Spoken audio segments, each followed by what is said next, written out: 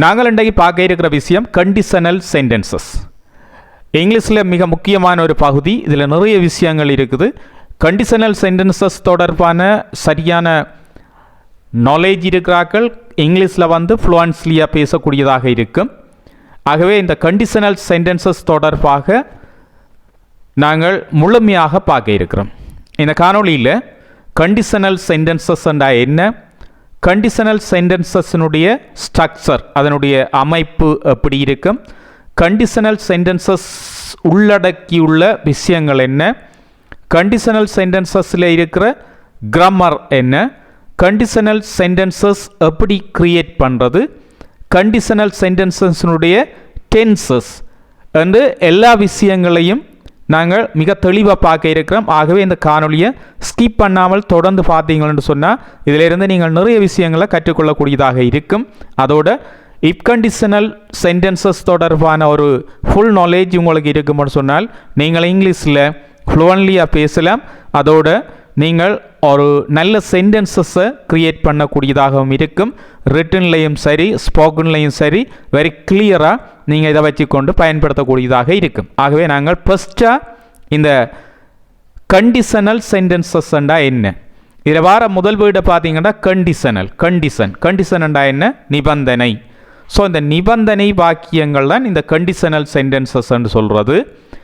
Conditional சென்டென்சஸ்ண்டா என்னென்னு பார்த்தோம்னு சொன்னால் conditional sentences are sentences that express the degree of probability that something will, might or could happen or have happened. இதான் விஷயம்.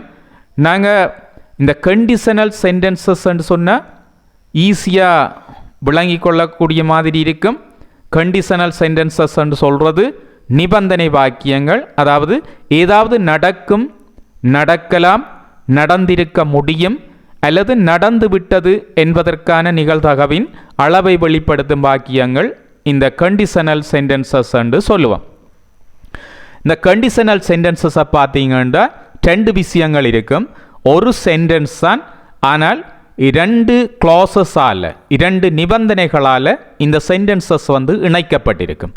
இதை இணைக்கிறதுக்காக பயன்படுத்துகிற வேர்டை பார்த்தீங்கன்னு சொன்னால் இஃப்ன்னு சொல்கிற ஒரு வேர்டு. ஆகவே இந்த இப் கண்டிஷனல் சென்டென்சஸ் ரெண்டு பகுதிகளை கொண்டிருக்கும். ஒரு பகுதியை பார்த்தீங்கன்னு சொன்னால் பிரதான கிளாஸ் என்று சொல்கிறது, பிரதான பகுதியாக இருக்கும், மெயின் கிளாஸ் என்று சொல்கிறது.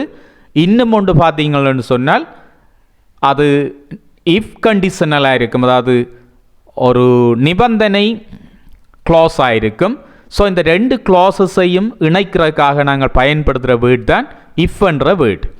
இஃப் என்ற வேர்டுக்கு தமிழில் மீனிங் பார்த்தீங்கன்னா என்றால், ஆகில் என்ற மீனிங்கில் வரும். ஆகவே இந்த இஃப் என்ற வேர்டை வச்சுக்கொண்டு ரெண்டு கிளாஸஸ் இணைக்கப்பட்டு தான் இந்த வாக்கியங்கள் உருவாக்கப்படுகின்றது.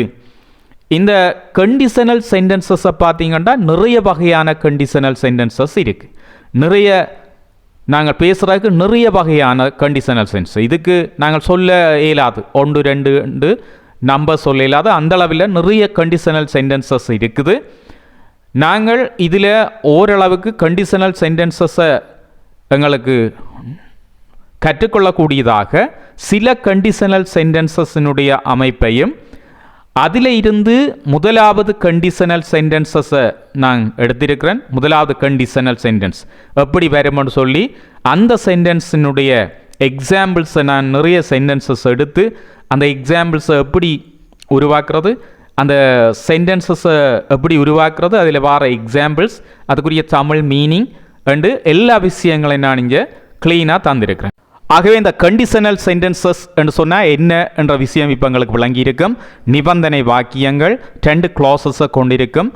அதாவது இது நடந்தால் இது நடக்கும், இது நடந்திருந்தால் இது நடந்திருக்கும், அல்லது இது நடந்திருந்தால் இது நடந்திருக்காது போன்ற நிபந்தனைகள் ஒன்றில் இன்னும் ஒன்று தங்கி இருக்கிறது. அதாவது இது நடந்தால் இது நடக்கும், அல்லது இது நடந்தால் இது நடக்காது போன்ற நிபந்தனைகளின் அடிப்படையில் உருவாக்கப்படுகின்ற சென்டென்சஸை தான் நாங்கள் கண்டிஷனல் சென்டென்சஸ் என்று சொல்லுவோம். சரி, இப்போ நாங்கள் what are the clauses of conditional sentences? இந்த கண்டிஷனல் சென்டென்சஸினுடைய clauses என்ன? The conditional sentences typically consist of two clauses. அதாவது நிபந்தனை வாக்கியங்கள் பொதுவாக 2 உட்பிரிவுகளை கொண்டிருக்கும், 2 பிரிவுகள் கொண்டிருக்கும். இதில் முதலாவது பிரிவை பார்த்தீங்கன்னு சொன்னால் ஒன்று மெயின் கிளாஸ் என்று சொல்கிறது, அதாவது விளைவு பகுதி அல்லது பிரதான உட்பிரிவுன்னு சொல்லுவோம். பிரதான பகுதி ஒரு சென்டென்ஸில் 2 பகுதிகள் இருக்கும், அதை கிளாஸ்ன்னு சொல்லுவோம். 2 கிளாஸஸ் இருக்கும். அதில் ஒரு கிளாஸ் என்னென்னு சொன்னால் மெயின் கிளாஸ் என்று சொல்கிறது. ஸோ மெயின் கிளாஸையும் ஆகவே இந்த 2வது கிளாஸ் என்னென்னு சொல்லி பார்த்தீங்கன்னு சொன்னால் கண்டிஷனல் கிளாஸ் என்று சொல்கிறது. இதைத்தான் இப் கிளாஸ் என்று சொல்லுவோம், நிபந்தனை விதி. அப்போ இந்த இப் கிளாஸையும் மெயின் கிளாஸையும் இணைச்ச ஒரு சென்டென்ஸ் தான் கண்டிஷனல் சென்டென்ஸ். அப்போ இதை இணைக்கிறதுக்காக நாங்கள் பயன்படுத்துகிற வேர்ட் தான் இஃப் என்று சொல்கிறது. இஃப்ண்டா அதின் தமிழ் ஆகில் என்றால் என்று சொல்லி வரும். ஸோ அந்த இஃப்ண்ட வேர்டை கொண்டு 2 கிளாஸஸை இணைக்கும் போது உருவாகிற சென்டென்ஸ் கண்டிஷனல் சென்டென்ஸ். ஸோ நிபந்தனை வாக்கியங்கள் என்று சொல்லி தமிழில் நாங்கள் சொல்லலாம். So how many conditional sentences are there? எத்தனை conditional sentences இருக்குது, இது அடுத்த விஷயம். அப்போ conditional sentences என்று சொல்லிட்டோம், அது எப்படி இருக்கும். அடுத்தது அந்த கண்டிஷனல் சென்டென்சஸில் இருக்கிற கிளாஸஸ் என்ன, அது எந்த வேர்டால் இணைக்கப்படுதுன்னு சொல்லி பார்த்துருக்கிறோம். அடுத்ததான் நாங்கள் பார்க்க வேண்டியது எத்தனை கண்டிஷனல் சென்டென்சஸ் இருக்குது. இந்த கண்டிஷனல் சென்டென்சஸ் நிபந்தனை வாக்கியங்கள் எத்தனை இருக்குது. ஸோ இங்கிலீஷில் பார்த்தீங்கன்னா ஏராளமான நிபந்தனை வாக்கியங்கள் இருக்குது. அதுக்கு நாங்கள் சொல்லிக்கொண்டே போகலாம், ஏராளமான நிபந்தனை வாக்கியங்கள் இருக்குது. ஸோ அதில் இருந்து நான் எடுத்திருக்கிற சில நிபந்தனை வாக்கியங்களை பார்ப்போம். ஓகே, நாங்கள் அடுத்து பார்க்க இருக்கிற விஷயம், நாங்கள் எத்தனை கண்டிஷனல் சென்டென்சஸ் இருக்குன்னு சொல்லி பார்த்து நாங்கள் ஏராளமான கண்டிஷனல் சென்டென்சஸ் இருக்குது. நாங்கள் ஒவ்வொரு வீடியோவில் பார்த்து கொண்டு போவோம். இப்போ நாங்கள் ஃபஸ்ட்டாக பார்க்குறது 0 கண்டிஷனல் சென்டென்சஸ், பூஜ்ஜிய நிபந்தனை வாக்கியங்கள். ஸோ இந்த கண்டிஷனல் சென்டென்சஸை தான் நான் இதில் ஃபுல்லாக எடுத்து இதனுடைய ஸ்ட்ரக்சர், அதோட இதுக்கு இருக்கிற எக்ஸாம்பிள் சென்டென்சஸ் நிறைய தந்திருக்கிறேன். ஸோ அதை நீங்கள் சரியாக பார்த்தீங்கன்னு சொன்னால் இதை மாதிரியான ஏராளமான சென்டென்சஸை உங்களாலேயும் உருவாக்க முடியும். ஸோ இது சிம்பிள், பெரிய கஷ்டமான விஷயம் இல்லை. சிம்பிளாக நாங்கள் விளங்கி கொண்டு நிறைய சென்டென்சஸை நாங்களே உருவாக்கக்கூடியதாக இருக்கும். ஸோ நாங்கள் ஒரு 2-3 கண்டிஷனல் சென்டென்சஸினுடைய அமைப்பையும் பார்ப்போம். அதில் நாங்கள் விரிவாக பார்க்குறது 0 கண்டிஷனல் சென்டென்ஸ். இதில் நாங்கள் 0 கண்டிஷனல் சென்டென்ஸின் ஸ்ட்ரக்சர் எப்படி இருக்கும்னு சொல்லி பார்ப்போம். Structures for 0 conditionals is simple present plus if plus symbol present. பார்த்தீங்கன்னா இதில் 2 கிளாஸஸும் சிம்பிள் ப்ரெசண்டாக இருக்க போது, மெயின் கிளாஸும் சிம்பிள் ப்ரெசன்ட், அதே மாதிரி கண்டிஷனல் கிளாஸும் அல்லது இப் கிளாஸும் சிம்பிள் ப்ரெசண்டாக இருக்கும். இந்த 2 சிம்பிள் ப்ரெசன்ட் கிளாஸஸையும் இணைக்கிறது இஃப் என்ற வேர்ட். இந்த 2ஐயும் இணைச்சோம்னு சொன்னால் நாங்கள் இந்த 0 கண்டிஷனல் சென்டென்சஸை ஃபார்ம் பண்ண முடியும். அதாவது 0 கண்டிஷனல் என்பது 0 கண்டிஷனல் சென்டென்சஸ் என்பது ஆங்கிலத்தில் உள்ள ஒரு இலக்கண அமைப்பு. இது ஒரு இலக்கண அமைப்பு, கிராமட்டிக்கல் ஸ்ட்ரக்சர் தான் இந்த 0 கண்டிஷனல் என்று சொல்லுவோம். இதில் பொதுவான உண்மைகள், ஜெனரல் ட்ரூத்ஸ், பொதுவான உண்மைகள், உண்மைகள், ஃபேக்ட்ஸ், எப்போதும் உண்மையாக இருக்கும் சூழ்நிலைகளை வெளிப்படுத்த பயன்படுகின்றது. அதாவது எப்போதும் உண்மையாக இருக்கிற விஷயங்களையும் வெளிப்படுத்துறதுக்காக இந்த 0 கண்டிஷனல் சென்டென்சஸை நாங்கள் பயன்படுத்துவோம். இதில் பொதுவான உண்மைகள் என்று சொல்லி நிறைய விஷயங்கள் இருக்கும். மழை பெய்தால் புட்கள் நனையும், இது ஒரு பொதுவான உண்மை. மழை பெய்தால் கட்டாயம் புட்கள் நனையும். So 0 conditional. அதே மாதிரி உண்மைகள், சில உண்மைகள் இருக்கு. அடுத்ததாக நாங்கள் 0 கண்டிஷனல் சென்டென்சஸை கிரியேட் பண்ணிக்கல நினைவில் வச்சிருக்கணும். 0 கண்டிஷனல் சென்டென்சஸ் ஆனது கடந்த காலம், நிகழ்காலம் அல்லது எதிர்காலத்தில் ஒரு குறிப்பிட்ட நேரத்தை பற்றி பேச பயன்படுத்துவதில்லை.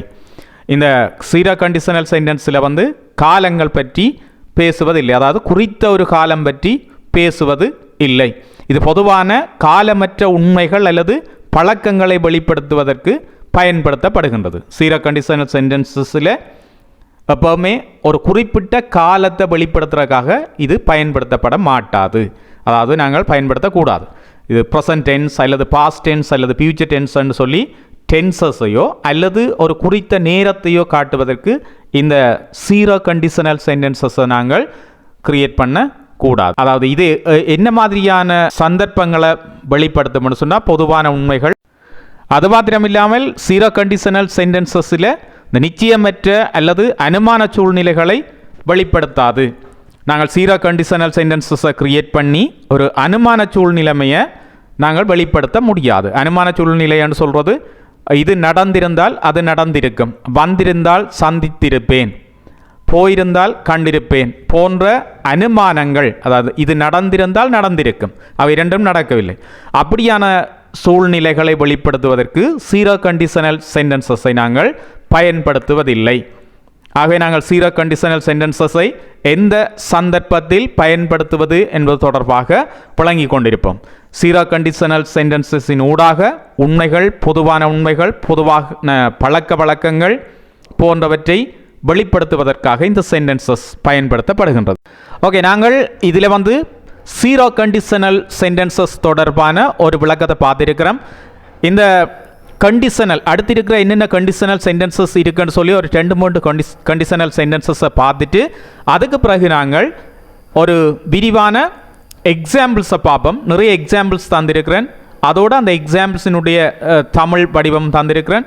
ஸோ அதை என்ன மாதிரி க்ரியேட் பண்ணியிருக்கிறோம், இதனுடைய ஸ்ட்ரக்சர் எப்படி வந்திருக்குன்னு சொல்லி எல்லா விஷயங்களையும் நாங்கள் இந்த எக்ஸாம்பிள்ஸில் பார்ப்போம். அது சீரோ கண்டிஷனல்ஸ் தொடர்பான எக்ஸாம்பிள்ஸ் தான் ஃபுல்லாக இருக்கும். ஃபுல் அண்ட் ஃபுல் சீரோ கண்டிஷனல்ஸ்க்குரிய எக்ஸாம்பிள்ஸ் தான் இருக்கும். இப்போ அடுத்த கண்டிஷனல் சென்டென்ஸ் பார்த்தீங்கன்னு சொன்னால், ரெண்டாவது கண்டிஷனல்ஸ் பார்த்தீங்கன்னா ஃபர்ஸ்ட் கண்டிஷனல் சென்டென்சஸ். இந்த ஃபர்ஸ்ட் கண்டிஷனல் சென்டென்சஸ் எப்படி வரும்னு சொன்னால், எதிர்கால நிகழ்வுகளை விவரிக்க முதல் நிபந்தனை பயன்படுத்தப்படுகின்றது. அதாவது முதல் நிபந்தனை என்று சொல்கிறது ஃபர்ஸ்ட் கண்டிஷனல் நான் சொல்லியிருக்கிறேன். ஸோ இந்த முதல் நிபந்தனை, அதாவது ஃபர்ஸ்ட் கண்டிஷனல் என்னத்துக்கு பயன்படுத்துவோம்னு சொன்னால், எதிர்கால நிகழ்வுகளை விவரிக்க பயன்படுத்தப்படுகின்றது. The first conditionals is used to describe future events. அதை எதிர்கால நிகழ்வுகளை விவரிப்பதற்கு இந்த ஃபர்ஸ்ட் கண்டிஷனல் சென்டென்சஸ் பயன்படுத்தப்படுகின்றது. அடுத்தது second conditional sentences. Second conditional sentences is used to describe hypothetical or unlikely situations and their potential outcome. அதாவது இரண்டாவது நிபந்தனையானது கற்பனையான அல்லது சாத்தியமில்லாத சூழ்நிலைகளையும் அவற்றின் இரண்டாவது நிபந்தனையானது, அதாவது கண்டிஷனல் சென்டென்சஸ் ஆனது கற்பனையான அல்லது சாத்தியம் அல்லாத சூழ்நிலைகளையும் அவற்றின் சாத்தியமான விளைவுகளையும் விவரிக்க பயன்படுத்தப்படுகின்றது. ஆகவே இந்த second conditional first conditional sentences தொடர்பான ஒரு தனித்தனி காணொலியை உங்களுக்கு தருவேன். ஸோ அந்த காணொலியில் நாங்கள் இது தொடர்பாக விரிவாக பார்க்க இருக்கிறோம். நான்காவது third conditional sentence. Third conditional sentences என்னென்னா, the third conditional sentences is used to describe past hypothetical situations and their potential outcomes. அதாவது முதல் சொன்ன மாதிரி தான் இதில் மூன்றாவது நிபந்தனையானது கடந்த கால அனுமான சூழ்நிலைகளை மற்றும் அவற்றின் சாத்தியமான விளைவுகளையும் விவரிக்க பயன்படுத்தப்படுகின்றது. அடுத்ததாக நாங்கள் பார்க்க இருக்கிறது mix conditional sentences. Mix conditional sentences என்று சொன்னால், the mixed conditional sentences is used to describe past hypothetical situations and their potential outcomes in the present. கடந்த கால அனுமான சூழ்நிலைகள் மற்றும் நிகழ்காலத்தில் அவற்றின் சாத்தியமான விளைவுகளை விவரிக்க கலப்பு நிபந்தனை பயன்படுத்தப்படுகின்றது. ஸோ இது தொடர்பாக நாங்கள் விரிவாக பார்க்கணும். ஏனென்று சொன்னால், நான் இதில் குறிப்பிட்ட சீரோ கண்டிஷனல் தவிர்ந்த ஏனைய இந்த கண்டிஷனல்ஸ் தொடர்பாகவும் இதில் விவரமாக நாங்கள் பார்க்கல. சீரோ கண்டிஷனல்ஸ் தொடர்பாக மட்டும்தான் இதில் எக்ஸாம்பிள் உங்களுக்கு தந்திருக்கிறேன். ஆகவே சீரோ கண்டிஷனல்ஸ் தொடர்பாக இந்த வீடியோவில் பார்ப்போம். அடுத்தது ஏனைய ஒவ்வொரு வீடியோவில் நாங்கள் ஒவ்வொரு கண்டிஷனல்ஸாக பார்ப்போம். என்னென்னு சொன்னால், இது ஒவ்வொன்றும் விரிவாக பார்க்க வேண்டிய ஒவ்வொரு விஷயங்களாக இருக்குது. ஆகவே நாங்கள் இப்போ எக்ஸாம்பிளுக்கு போவோம். அடுத்ததாக சீரோ கண்டிஷனல் சென்டென்சஸில் எக்ஸாம்பிள்ஸை பார்ப்போம். அதை பார்த்தோம்னு சொன்னால் நிச்சயமாக உங்களுக்கு ஒரு கிளியரான விளக்கம் இதில் வரும். ஸோ நீங்கள் சீரோ கண்டிஷனல் சென்டென்சஸை க்ரியேட் பண்ணக்கூடிய ஒரு வாய்ப்பு உங்களுக்கு கிடைக்கும். ஓகே, நாங்கள் இப்போ கண்டிஷனல் சென்டென்சஸில் சீரோ கண்டிஷனல் சென்டென்சஸை எடுத்து அதுக்குரிய எக்ஸாம்பிள்ஸ் தந்திருக்கிறேன். ஸோ இதைத்தான் நீங்கள் கவனமாக பார்க்கணும். இந்த சீரோ கண்டிஷனல் சென்டென்சஸ் எப்படி உருவாக்கப்படும்னு சொன்னால், அதன் structure simple present tense plus if plus திரும்பவும் சிம்பிள் ப்ரெசன்ட் டென்ஸ்.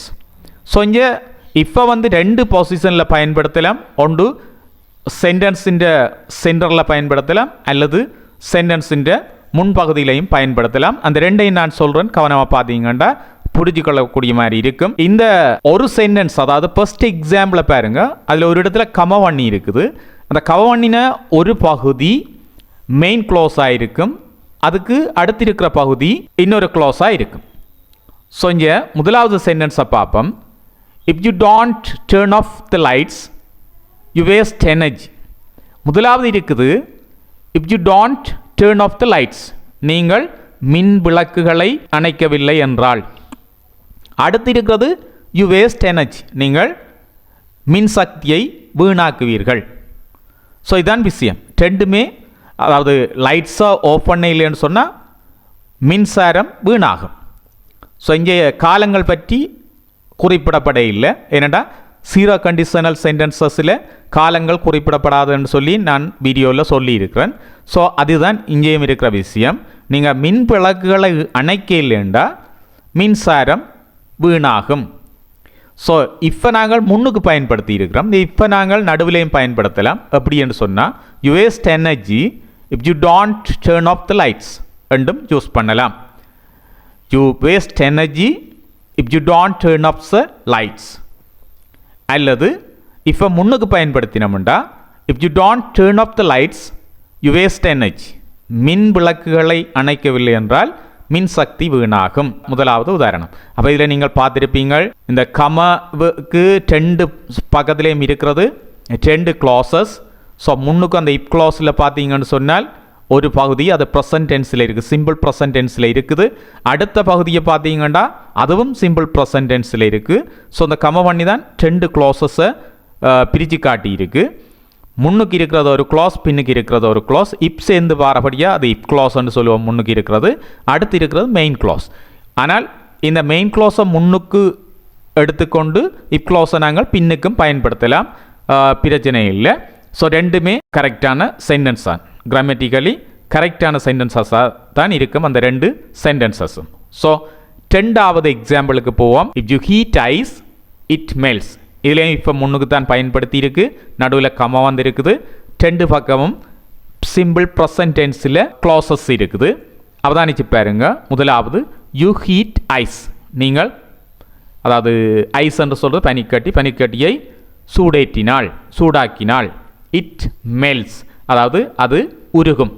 ஸோ இப்போ வச்சு ரெண்டையும் இணைச்சிருக்கிறோம். If you heat ice it melts, நீங்கள் பனியை சூடாக்கினால், பனிக்கட்டியை சூடாக்கினால் அது உருகும். இது வந்து ஒரு பொதுவான உண்மை, எங்கேயும் நடக்கக்கூடிய ஒரு விஷயம். எங்கேண்டாலும் இதுதான் விஷயம்.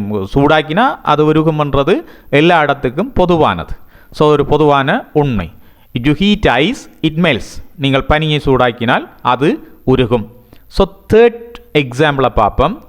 If you mix water and oil, பாருங்க, if you mix water and oil they separate, அதாவது ஆயிலையும் தண்ணியையும் நாங்கள் சேர்த்தால் அது என்ன செய்யும்? ரெண்டும் தனித்தனியாக பிரியும். தண்ணீரும் எண்ணெயும் கலந்தால் அவை பிரியும். இப்போ இங்கே முன்னுக்கு இருக்கிற கமாவுக்கு முன்னுக்கு இருக்கிறது இப் conditional.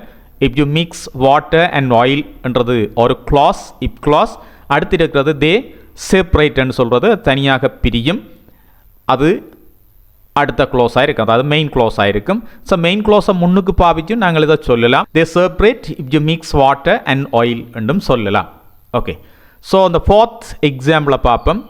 If you heat water to 100 degrees it boils. Simple, இது ஒரு பொதுவான உண்மை. If you heat water to 100 degrees it boils. தண்ணீரை 100 பாகைக்கு சூடாக்கினால் அது கொதிக்கும்.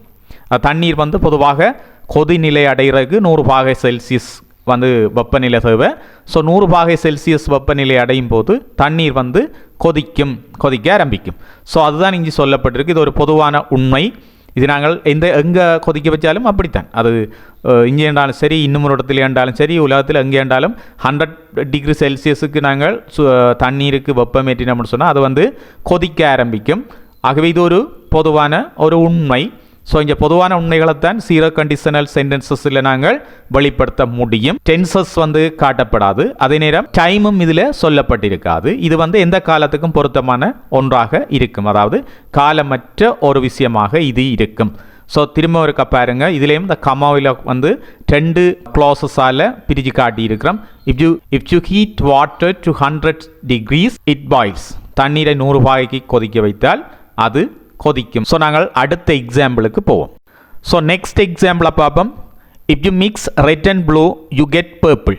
சிவப்பையும் நீலத்தையும் கலந்தால் ஊதா நிறம் கிடைக்கும். இதை நாங்கள் 2 க்ளாஸஸையும் மாறையும் போட்டு பேசலாம் அல்லது எழுதலாம். You get purple if you mixed red and blue. ஆனால் ரெண்டுக்கும் ஒரே அர்த்தம் தான், சிவப்பையும் நீலத்தையும் கலந்தால் ஊதா நிறம் கிடைக்கும் என்றது. ஸோ இங்கேயும் பார்த்தீங்கன்னு சொன்னால் முன்னுக்கு இருக்கிறது you mix red and blue, அதாவது நீங்கள் சிவப்பையும் நீலத்தையும் கலக்கின்றீர்கள். அது இப்போ போட்டபடியாக கலந்தால் என்று வரும். யூ கெட் பர்பிள், உங்களுக்கு ஊதா நிறம் கிடைக்கும்.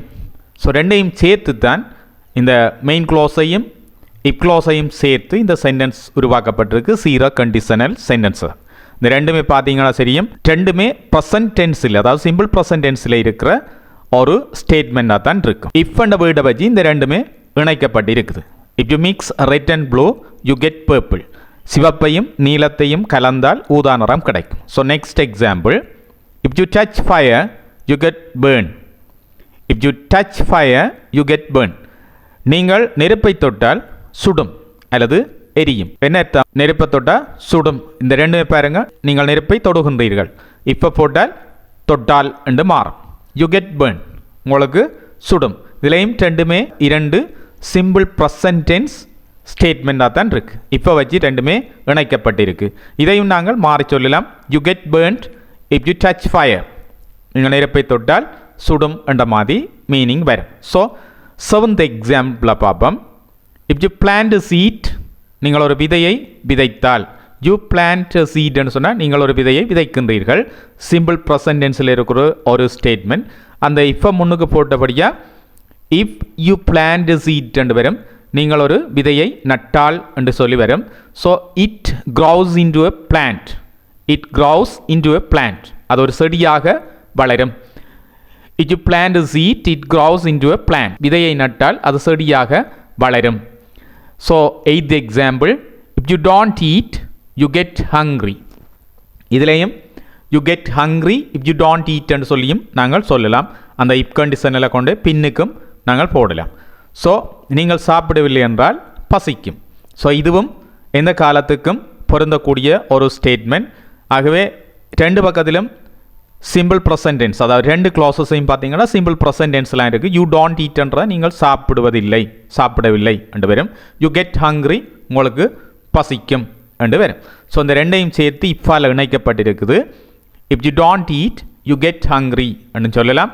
You get hungry if you don't eat, நீங்கள் சாப்பிட இல்லை என்றால் பசிக்கும் என்றும் நாங்கள் இதை சொல்லலாம். ஆகவே இதில் நீங்கள் எல்லா விஷயத்தையும் கவனமாக பார்த்துருப்பீங்க. க்ளாஸஸ் எப்படி வருது, இப்போ முன்னுக்கும் போடலாம், இஃப் க்ளாஸை முன்னுக்கும் பாவிக்கலாம், இஃப் க்ளாஸை பின்னுக்கும் பாவிக்கலாம், மெயின் க்ளாஸை முன்னுக்கு பாவிக்கலாம்.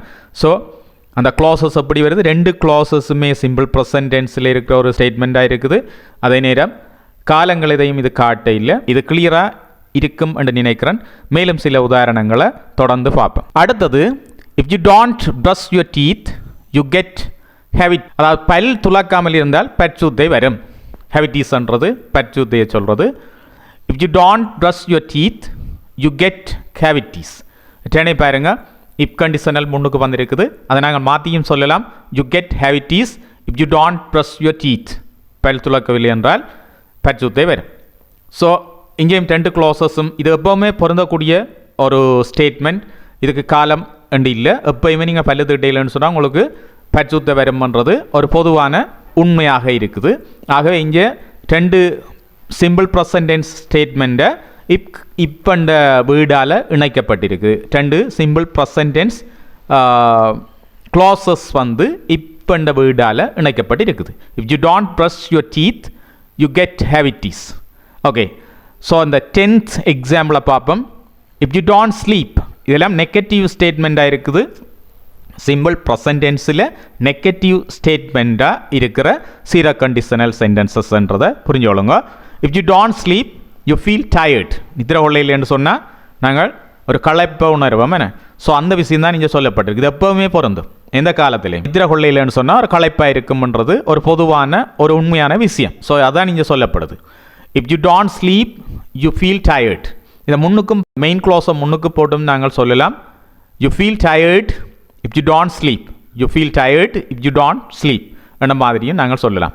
நீங்கள் தூங்கவில்லை என்பதால் நீங்கள் சோர்வாக உணர்வீர்கள் என்ற மாதிரி இதை சொல்லுவோம்.